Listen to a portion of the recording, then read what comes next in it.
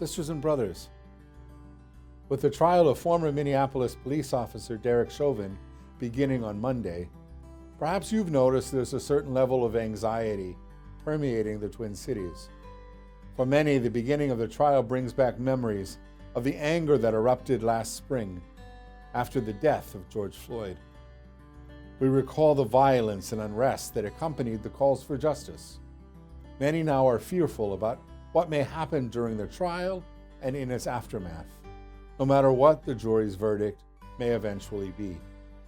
And all of that emotion is heightened by the ongoing pandemic that has brought additional death, illness, and sadness into our world, into our country, into our state, communities, and families.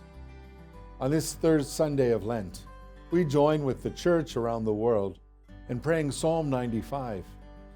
If today you hear his voice, harden not your hearts. God is always asking us to listen for his voice and to allow that voice to penetrate our hearts. We cannot let our hearts harden. God calls us to be people of peace, hope, and love. He also calls us to be people of justice, not revenge. I hope you will join me during the trial by blocking out time in our busy lives to stop and pray. Whether we can take 30 seconds or 30 minutes, let us commit to praying each day for peace in our communities, peace for the Floyd family, peace for our first responder sisters and brothers who work so hard to protect us.